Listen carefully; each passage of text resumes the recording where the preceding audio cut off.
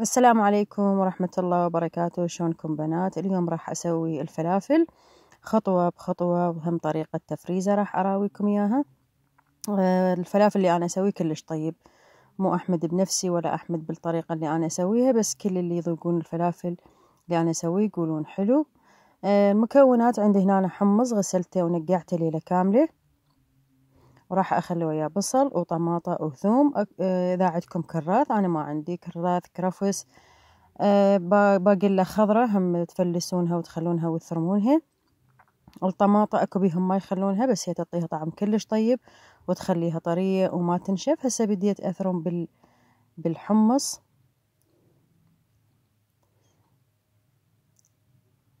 أثرمه مرتين، لأن إذا مرة واحدة يصير خشن وما يلف، وبالتقلة راح ينفتح.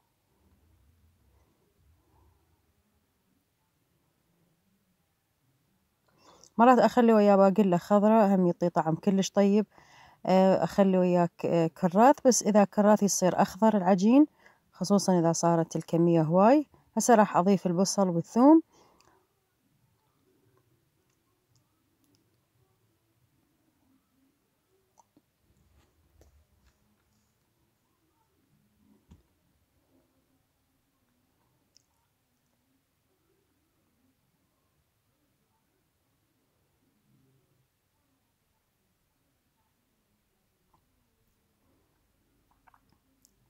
هنا تشوفون التصوير مو ثابت، لأن الوحدة أنا أصور وما ثبتت الستان، لأن على السريع سويته.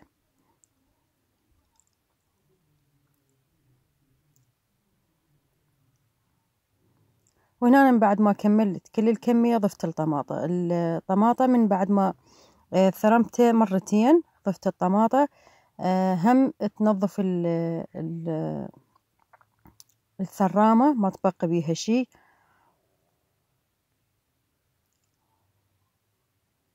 والطماطة ما تحتاج مرتين تنثرم، لأن هي أصلا ناعمة.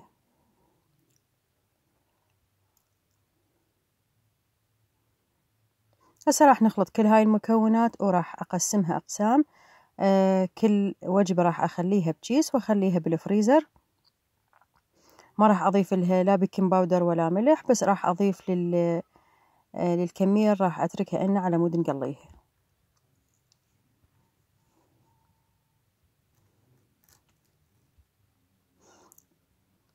أنا أسوي هواي كمية لأن أفرزها، مو يوميا مطلعة الثرامة وثارمة. هاي هم أكسب بوكيت وهم شغلة مريحة.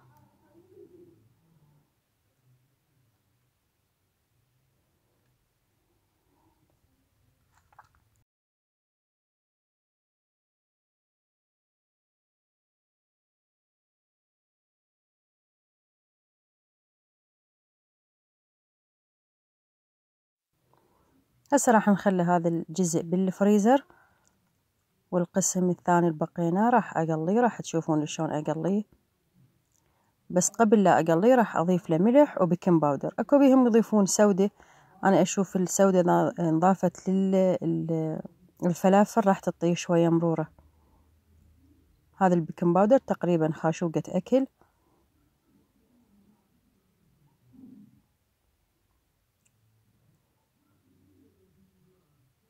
ملح،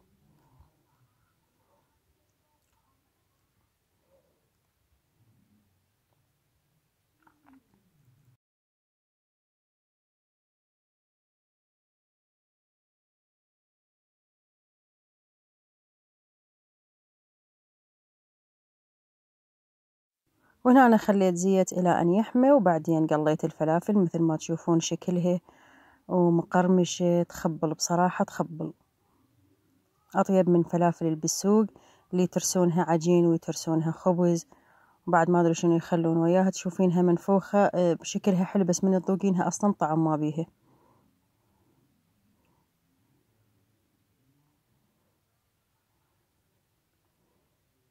إن شاء الله شفتوا طريقتي بسيطة، تجربونها تنطون رأي بيها، تعطوني رأيكم بيها. السلام عليكم ورحمة الله وبركاته.